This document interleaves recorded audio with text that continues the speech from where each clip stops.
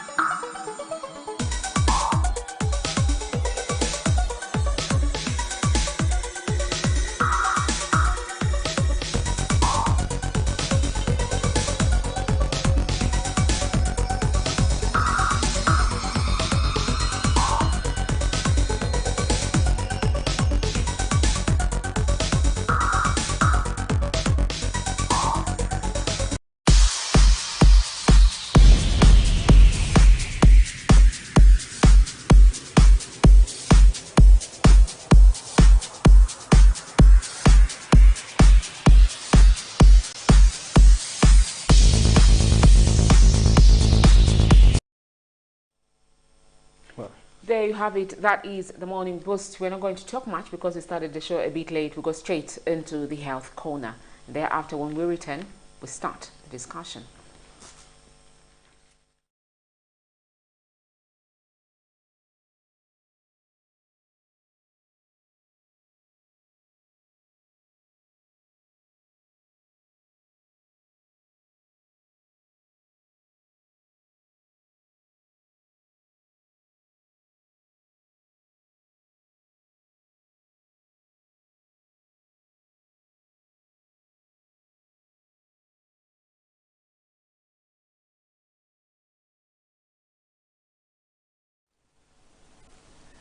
Good morning and welcome to the Health Corner here on the Breakfast Show. I am Dr. Nakubia Namfaya.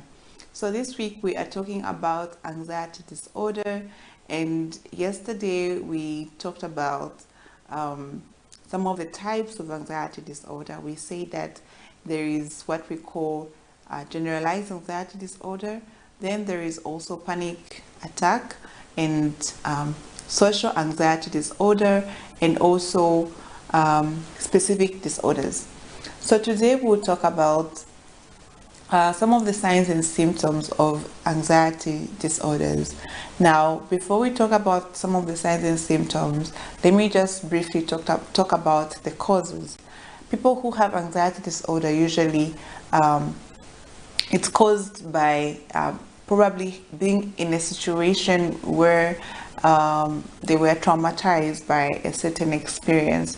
So it could stem from trauma. So if someone has an experience where they were traumatized in a social situation and they were so embarrassed and they couldn't cope, or the response was so overwhelming for them, then they might develop social phobia, for example. Somebody who was traumatized because maybe they encountered a snake, they might have phobia to animals. And so these are phobias that can develop due to a certain trauma that occurred in a person's life.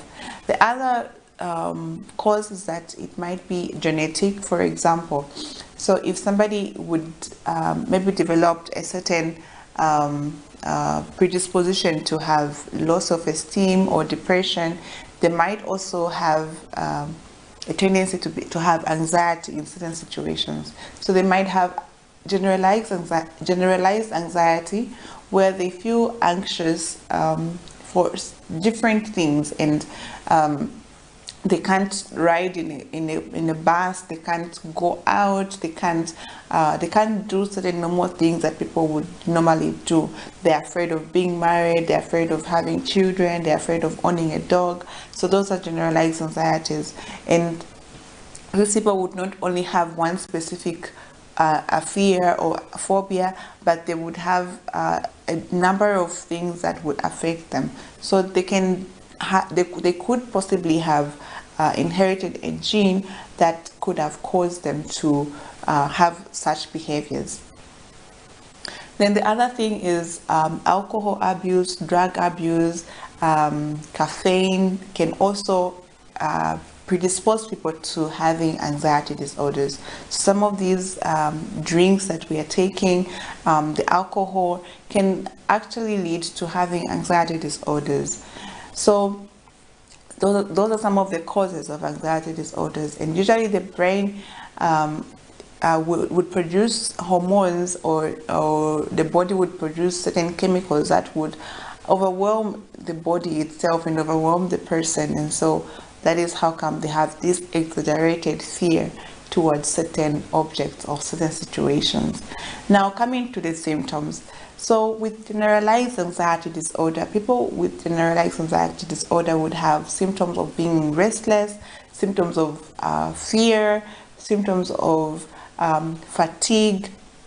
So they would have fatigue, they would be restless, they would have difficulties sleeping, difficulties concentrating, and these symptoms would come about because they are having a lot of anxious thoughts, and they're having a lot of thoughts that maybe something would go wrong, and the fear is so overwhelming that they might even fail to function on a day-to-day basis. And usually these symptoms would have to be there for at least 6 months. So they come, they go, they come and go, and they come on most days in a week. So it's not every day. Maybe sometimes the person is just calm and they're okay, but maybe they are exposed to a situation and they have these fears. They have all these feelings of being restless, feelings of being losing control in those situations. So if those symptoms continue for about 6 months, then we would say that the person has generalized anxiety disorder.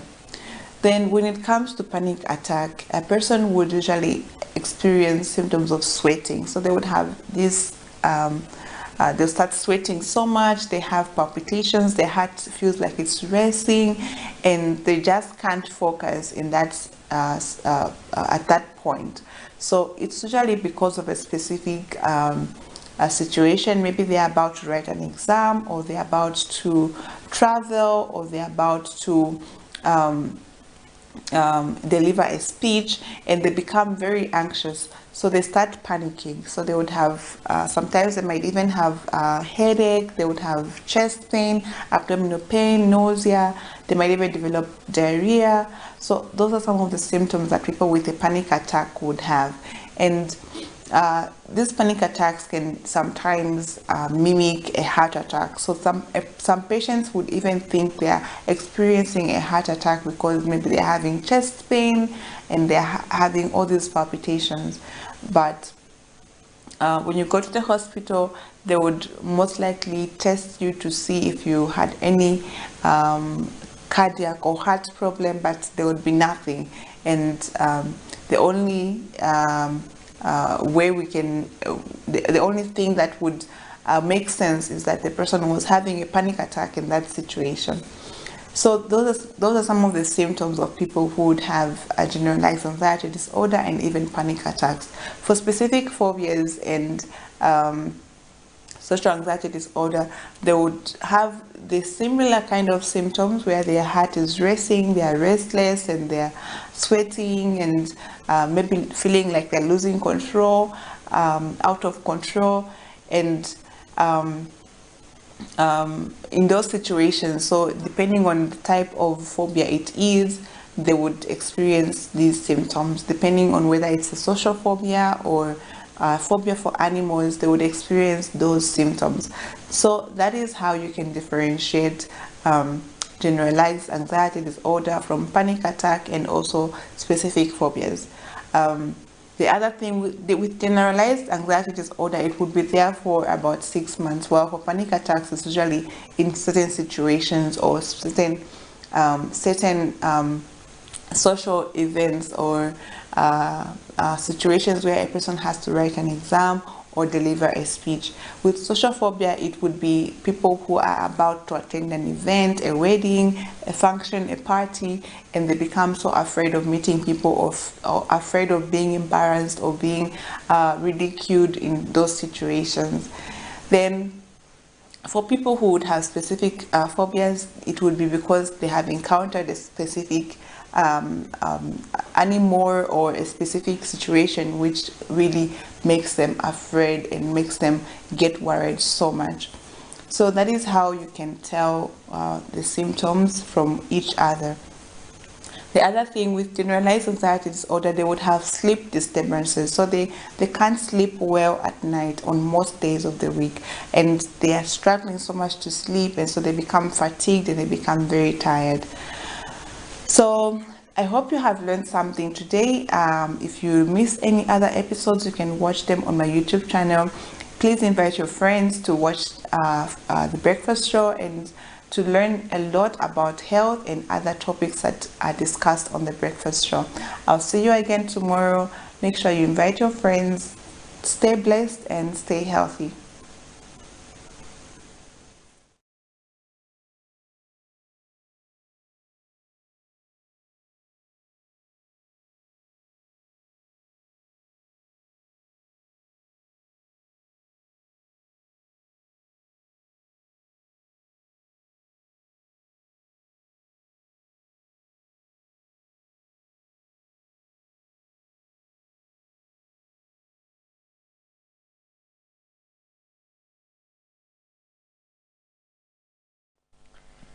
There you have it. That was Dr. Mufaya there doing what she knows best. That's educating us on various health issues. Quite an interesting subject there, anxiety. And I hope you learn one or two on how to manage anxieties. It's quite a delicate mental situation, but it needs to be managed. If you have to be in control of your emotions. I know it may not be easy sometimes, but let's try by all means. Indeed, let's ensure that we guard our mental faculties, as I always say, properly. When you undergo through certain traumatic situations, Patrick, it's always important to talk to somebody. I always make reference to this country where we don't have much of institutions that would allow us in every now and then to just go and speak our minds, talk to counselors so they can help us through different situations.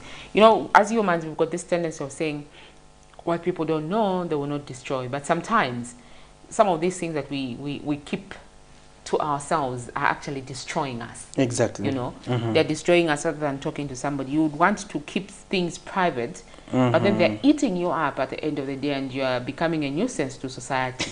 Because at the end of the day, you cannot be a person that contributes meaningfully if your mental faculties are not in order. Yeah, you're right. You know, so you need to guard yourself properly. You need to take care of yourself. Let's have more of these institutions. They are coming up. Mr. Capillo has just started something, Patrick, our colleague. Yeah, but that's in the private sector. That's in the private sector, yes. Yeah, but we cannot have much. Yeah, it's in a the plus, right direction. but But at the same time, for those people, it's a business. Exactly. You know, you need to so pay you need to pay to go there. At least maybe we can start something where people can just affiliate. Have you also realized that most of the people who come from poor background or poor families are the most culprits in terms when it comes to issues pertaining to mental health? Probably they are abusing alcohol and substance. These junkies mostly we are seeing are coming in low density areas. So you are saying that it is now when you say there's a fee for us to provide counseling services to your child, they would pay? They don't prioritize that. No, They'd rather they won't. prioritize a bag of minimi, which is equally fetching at a high price. So they have to gamble on which one to take care of. And talking about those issues, Shan, they are real in these communities. I was just looking at a story where the Zambia police is looking for a traditional leader who was whose child is suffering from mental illness, and when they went to seek help, they were, you know, they advised all these sort of things, and this man ended up losing a vehicle. You can imagine, he's being swindled. So now the police have actually launched a manhunt for that traditional healer in Lusaka's Mandevu constituency. So those are the issues, you know, when we can't find solution in the health systems, we tend to look to go tradition, and sometimes it has its own consequences. It's got its own consequences, Patrick. Like yesterday, the meeting I was attending by the Global Fund and civil society organizations and the media, of course, they were talking about domestic financing towards the health sector.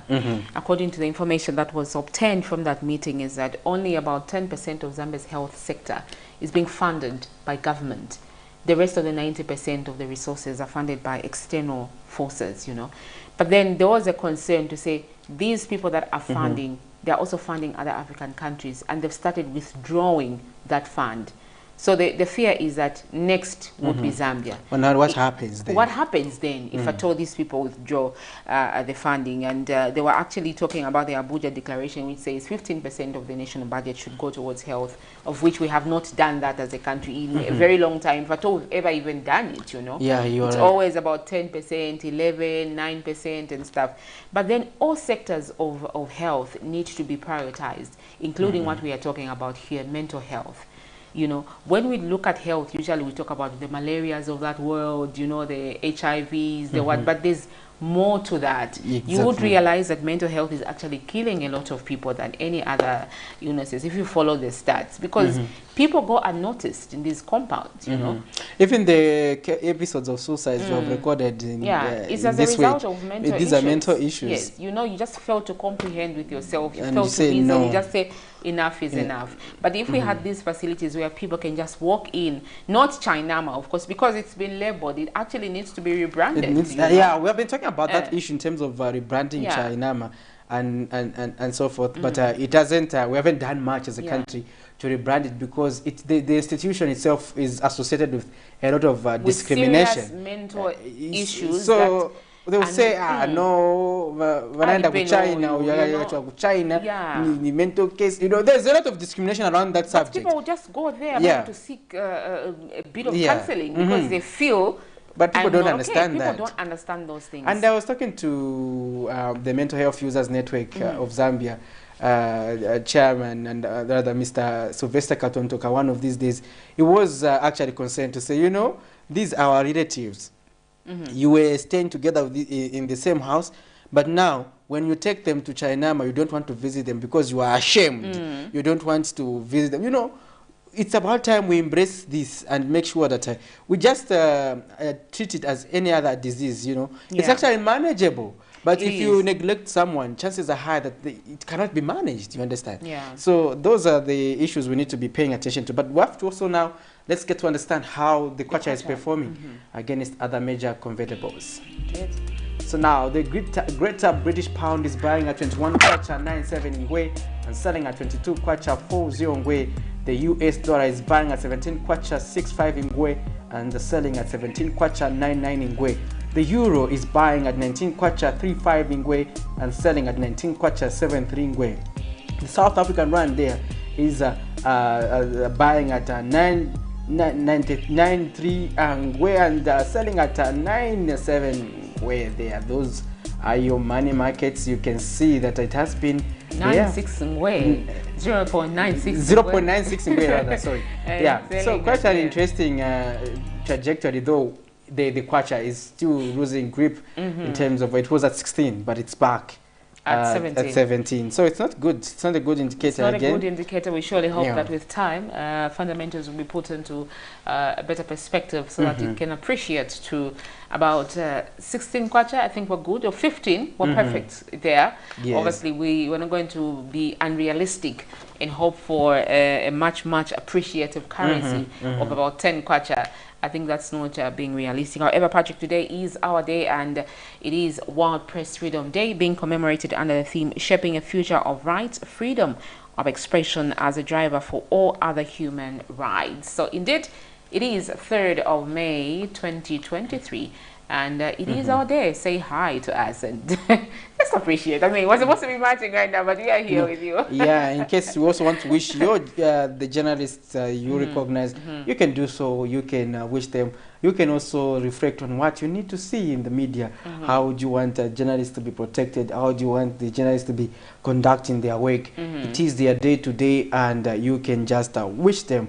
And a number of activities have been lined up for this day. And prominent among them is the march past that will be taking place in Lusaka at from Mandayo to East Park Mall there. Interesting activities also across the country. Various press clubs are leading the marches in their respective provinces, and journalists today are just celebrating their day to just recognize the efforts they are making towards stimulating Zambia's democracy, as well as how to make sure that freedom of expression is enhanced. And also pertinent among other issues is the Access to Information Bill, which has remained in a draft form for over 2 decades. And some of us were never, close to 3 decades. Some of us were not even aware that we're going to be journalists. We found the advocacy going on, and we have taken over from there, and we continue to remind the governments the importance of the Access to Information law, Sharon, is that it is key in advancing transparency and accountability in governance, in that the government or the leaders have to be responsible for every information. Besides, you are governing people on their behalf. You know, democracy is the rule of people, by the people, for the people. Exactly. So it means they are just caretakers. And let me borrow President Hakainde Hichilema's words: they are servants of the people. So the servants whose master would want his servant to hide what they are doing. No. So this is why the access to information is critical, in that it helps to advance transparency and accountability in fostering development. So the United Party for National Development Administration under President Hakainde Hichilema has affirmed to ensure that the media is free, and also give them leeway to self-regulate. And we are faced by a quite tricky situation in this country, where the media has been going on the talking about the aspect of self-regulation. Others are interpreting the self-regulation that is voluntary, in that it is not affiliated to any institution, or you just come up with this association and you start regulating yourself. Others are of the view that we have to go the statutory regulation arrangement, and that's through the Zambia Media Council Bill, ZAMEC, which will make sure that when enacted, based on the clauses on how journalists agree to govern themselves, it should be enacted into law, and it will be compulsory for journalists to subscribe to the Zambia Media Council and be able to operate based on its principles and its constitution, as well as looking at the various ethical aspects in that. So we have these two aspects where one of the arrangement was launched, but we have still seeing that a lot of discontent in the media, in that some journalists feel the people who are leading the process of that voluntary, which was initially being called pure self-regulation, are media owners, and that they cannot advance the plight of journalists on behalf of journalists, when they're supposed to be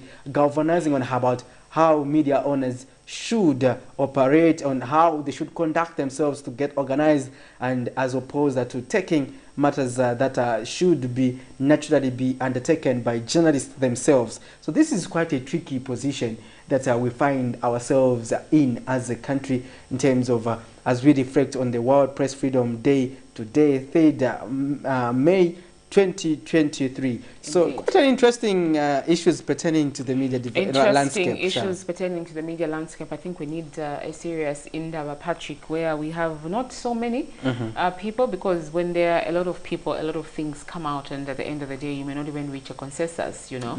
So it would be good to have a parliament of probably 156 media personalities from across the country meeting here and having a discussion on how they want things in the media industry to be done. I think I'm over the same things every year. The March past, not that I'm disregarding it, but I think no proper issues are brought out, because your March, the Minister of Information and Media this time around, Choshika Sanda, will issue a statement. We encourage you, we appreciate you on paper, but then what happens anywhere else, it's a different ballgame. You go have different stakeholders. Our main media institute, MESA, will issue the statement. Same things every year. Yeah. We can actually even edit it. You remind me online. Of Mr. Chipenzi. You know? When it was just Gears Initiative Executive Director. It did mention that the same statements are recycled, and that the people who read the statement don't even realize what they are reading. They just read them, and that they don't even have any commitment to understand what they are reading word for word. Because you need, when you're giving a statement, you need to understand what you're reading. You need to be in conformity with what you're reading. Just recently here, President Hakainde Hichilema refused to read the statement that was given to him. He opted to speak from his mind, because he didn't want to put commitments which were not even true. You know, and especially politicians, they'll come to you and tell you, no, the road from stage to stage is being done, but there's nothing there, simply because the minister or a member of parliament has been given the statement to read. I think we should move away from reading statements, but speaking to reality. Our statements should be responsive to what is on the ground. Equally with World Press Freedom Day, I think the Minister of Information should be on the ground and see what is happening. She is the mother of all media houses, regardless private or public. I think she needs to speak to what is obtaining. She needs to speak to the salaries that these media personalities are getting. She needs to speak to regulation. How is it going to be done? You know, you cannot have media owners regulating journalists who are on the field, who are in the field, Patrick. One thing for sure is that journalists, reporters are always at high risk, while the media owners are seated there and comfortable in their offices with air cons. Let's get to zoom in this other story where Finance Minister and Finance and National Planning Minister Dr. Stumbiko Msokotwane has dispelled the claims that the United Party for National Development Administration will lead the country into another data trap. Let's get look at to the this story. We'll look at another story, then we can wrap up. We are going to March. Sorry, guys. It's our day. They say debt is like any other trap, easy enough to get into, but hard enough to get out of. The current social and economic challenges Zambia is facing are attributed to debt, mostly acquired by the former Patriotic Front administration, who could not listen to warnings from financial experts on the likelihood of heading into a debt crisis not until the country started defaulting on its debt. Currently, government's external debt is estimated at 13.36 billion United States dollars as at end of September 2022, while domestic debt stands at 211.7 billion kwacha. And now, the opposition Patriotic Front has been accusing the United Party for National Development administration of contracting more debt. When I come, this debt will be changed. We will not borrow anymore because there is no headroom. I want to report to you that during the year 2022, President Bali, BMW, lamentably failed to achieve this goal.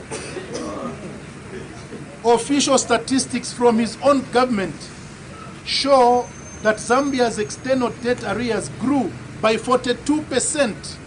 But Minister of Finance and National Planning, Dr. Stumbeko Msokotwane, during a symposium on the first quarter 2023 budget and economic performance in Lusaka, dispelled the claims that the country may be headed into another debt crisis. I would say that already, as you can see, the kind of borrowing that we are undertaking is under different circumstances.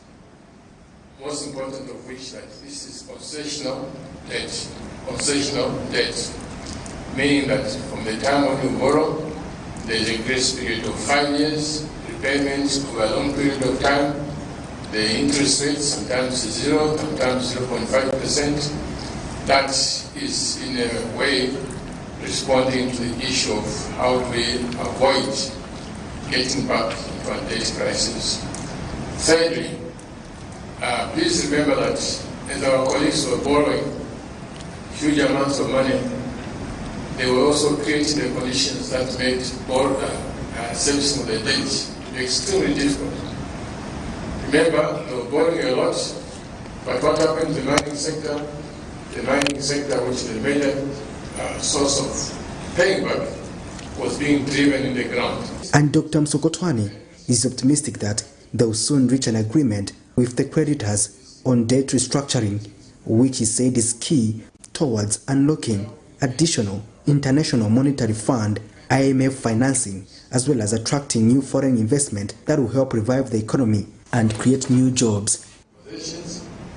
We've shared concrete proposals with both the Official Credit Committee and with the advisors of the controllers. So given the proposals, we are now awaiting the response, and we will be pushing hard to ensure that this is done as quickly as possible. Patrick Soko, Camnet News. Non-state actors have made recommendations to the Zambian government on the need to safeguard industries and citizens even as it implements the International Monetary Fund IMF program. During the first quarter of 2023 budget and economic performance meeting in Lusaka, the Civil Society for Poverty Reduction reminded the government to address the escalating cost of living and enhance social protection interventions. As a civil society movement, that there's need to actually improve on the social protection sector, and that there's need also to ensure that there's stability in the cost of living for most of the Zambian people. Even as we are talking about debt restructuring and the measures, we as a civil society movement are appealing to the government for more engagement, more consultations, in ensuring that the conditions and the staff level agreement does not affect or bring about more negative effects on the current conditions that the Zambian people are currently in. And the Economics Association of Zambia has proposed that government privatizes some public institutions under the Industrial Development Corporation, IDC. I believe that IDC needs serious attention and transformation, because in its current form is not adding significant value to what is expected to complement the Treasury. The state ring-fenced and put those assets there. But what is the return to the Treasury? We are seeing non-performing and technically insolvent SOEs, which we should think of a dynamic and pragmatic way of dealing with. We need to unbundle and offload some of the equity that is there. Non-performing entities, we must let go of them. And the Zambia Institute of Chartered Accountants has reminded the government to continue addressing the bureaucracy that hinder business growth. And also appeal to you to also consider some of those excessive levies and licenses that are requested. Zika, for instance, has got a development that it's had on its plans for quite a while, and one of the stumbling blocks is just to get past the Zambia Environmental Management Agency fees, which are dependent on the cost of the development that we intend to put up. So it is good to note that you have taken this into account. In response, Minister of Finance Dr. Stombeko Musokotwane and his delegation are sure to address the bottlenecks that affect the private sector and citizens in general. Handle the challenges head on. We've had the challenge of debt, we are dealing with head on, and we'll get it resolved. We've had challenges of exchange rate depreciation, we face that head on, and we are making progress. We've had the challenges of the region of food security. We are meeting that head on, and the target is to make sure that from this deficit in the region, we shall be able to provide surpluses to feed the region. Patrick Soko, Camnet News. There you have it. That was the Finance Minister, Dr. Stombeko Musokotwane, explaining how they are addressing various issues and responding to pertinent challenges. Did justify the current debt position being contracted by the United Party for National Development Administration. He was responding to a question, Sharon, where it was being nice to say, you are plunging the country into more debt, but you were criticizing the opposition, the now opposition, but France to say they are going to run the country into a debt crisis, which they did. Yeah, which they did. And then the minister did just try to say, unlike the PF, as we have a debt sustainability plan, which we are following, so and it has been approved by the International Monetary Fund, and we have quite a number of frameworks to follow, and we are taking our debt, and it is in a within manageable levels. That was according to him. But if you saw my starting point of that other first story is that just like any other trap, it is easy to get into debt, but it's not easy to get out of it. So even at personal level, like Majaira Kalova,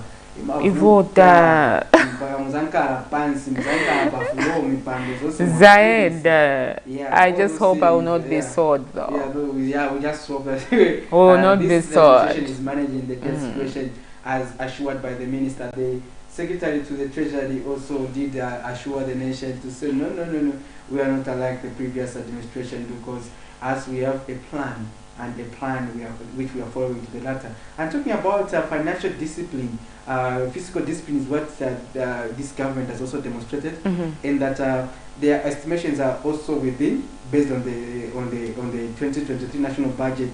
Their estimations are within their targets. That they are not missing by much. In terms of also making sure that they are financing the budget, they are also on track, though quite a few issues that need attention did allude to by the Civil Society for Poverty Reduction, such as the aspect of poverty reduction. It's not something that is the government has been emphasizing on. So they were being challenged to say, what are you doing to address poverty in the country? And that the cost of living has been escalating.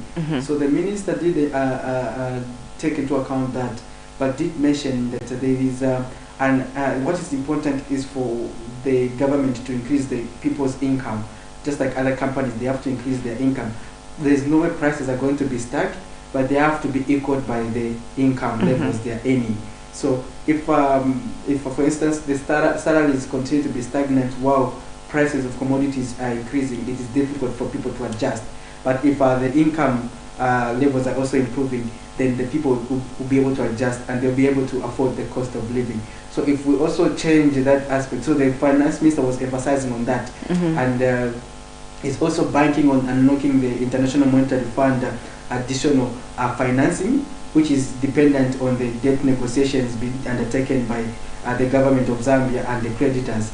So the government is optimistic that the creditors will soon reach an agreement and that matter will be put to rest. Once it's put to rest, they are going to unlock another additional financing from the IMF. It comes with conditions as well, of course, which have also failed to get, like the increase in the electricity tariffs. So they are going to get an additional funding, and those are the issues that they are going to unlock the resources, finance projects, as well as create jobs. That's according to the finance minister. So we are highly dependent at the moment at the mercy of our creditors. We'll take their word this time around. Hopefully that they are telling us the truth.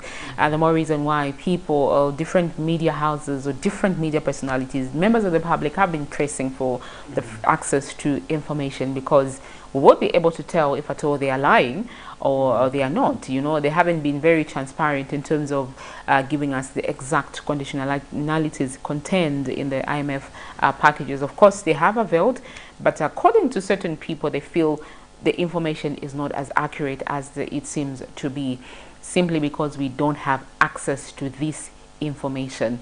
And today being our day, we surely hope that they will issue new promises, of course, Patrick, it's promises, you know.